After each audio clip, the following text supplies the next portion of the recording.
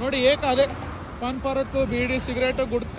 ನಾನೀಗ ಗೋರ್ಗುಂಟೆ ಪಾಳದಿಂದ ಹಿಂದೆ ಬರುವಂತಹ ಒಂದು ಫ್ಲೈಓವರ್ ಮೇಲೆ ಇದ್ದೀನಿ.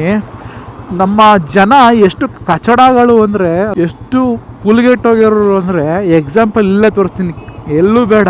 ಆಯ್ತು, ಆಮೇಲೆ ಸಿವಿಕ್ ಸೆನ್ಸ್ ಮಾತ್ರ ಝೀರೋ, ಎಲ್ಲಷ್ಟು ಇಲ್ಲ, ಕಿತ್ತೋಗಿರೋ ಬುದ್ಧಿ ನಮ್ಮ ಜನಕ್ಕೆ. ಬಟ್ ನಮ್ಮ ಜನಕ್ಕೆ ಏನು ಬೇಕು ಗೊತ್ತಾ?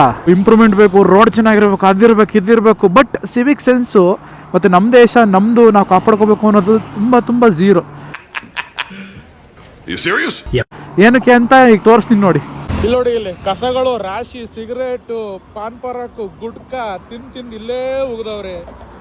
ಅಲ್ಲಿಂದ ಅಲ್ಲಿವರೆಗೂ ನೋಡಿ, ಇಲ್ಲಿ ಇಲ್ಲಿಂದ ಇಲ್ಲಿವರೆಗೂ ಅದೇ ಇದು ಪಾನ್ ಪರಾಕು, ಸಿಗರೇಟ್ ಕವರ್ಗಳು, ಪಾನ್ ಪಾರ್ಕ್ ಕವರ್ಗಳು. ನೋಡಿ ಅದೇ paan Parag, beedi cigarette, gutka, ice cream cover, chocolate cover, ಅದೇ ತಿನ್ಬಿಟ್ಟು ಇಲ್ಲಿ ಹಾಕೋಗೋದು. ಅದೇ ಐತೆ ಅದೇ. ಇಲ್ಲಿ ಗೌರ್ಮೆಂಟ್ ಅವರು ಯಾರನ್ನಾರು ನೇಮಕ ಮಾಡಲಿಲ್ಲ ಅಂದರೆ ಒಂದಲ್ಲ ಒಂದು ಕಾಲಕ್ಕೆ ಈ ಬ್ರಿಡ್ಜ್ನ ಹಾಳು ಮಾಡೋದ್ರಲ್ಲಿ ಸಂಶಯನೇ ಇಲ್ಲ. ನೋಡಿ ಒಯ್ಯ ಈಗ ಪಾನ್ ಪರಾಕ್ ಹಾಕೊಂಡು ಹೆಂಗಿಸಿತಾನೆ ನೋಡಿ. ಈಗ ಮುಖ ಬ್ಲರ್ ಮಾಡ್ತೀನಿ, ಬಿಡ ಮುಖ ಬಿಡಿ ಅಲ್ಲ.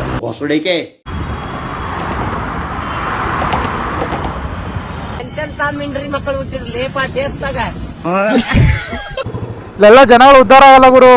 ಬಹಳ ನಮ್ಮ ಬೆಂಗಳೂರನ್ನು ಎಷ್ಟು ಕೆಟ್ಟದಾಗಿ ಹಾಳು ಮಾಡಬೇಕು ಅಷ್ಟು ಕೆಟ್ಟದಾಗಿ ನಮ್ಮ ಜನ ಹಾಳು ಮಾಡ್ತಾ ಇದ್ದಾರೆ. ಇದಕ್ಕೆ ಸಂಬಂಧಪಟ್ಟ ಅಧಿಕಾರಿಗಳು ಯಾರಿದ್ದೀರಾ, ಬೆಂಗಳೂರು ಮಹಾನಗರ ಪಾಲಿಕೆ ಗೋರ್ಗುಂಟೆ ಪಾಳ್ಯದಿಂದ ಹಿಂದೆ ಬರುವಂಥ ಒಂದು ಬ್ರಿಡ್ಜ್ ಮೇಲೆ ಬಿಲ್ದೇರದೆಲ್ಲ ಮಾಡ್ತಾವ್ರೆ. ಸಿಗರೇಟ್ ಸೇದೋದು, ಗುಟ್ಕಾ ಹಾಕೋದು, ಅಲ್ಲೇ ಹೋಗಿಯೋದು, ಕೆಲವರು ಹುಚ್ಚೇನೋ ಹೋಯ್ತಾವ್ರು ಗುರು.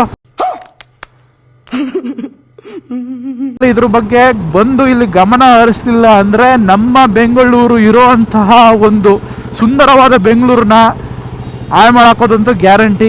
ಎಲ್ಲರೂ 10 ಸೆಕೆಂಡ್ ಮೌನಾಚರಣೆ ಮಾಡೋಣ.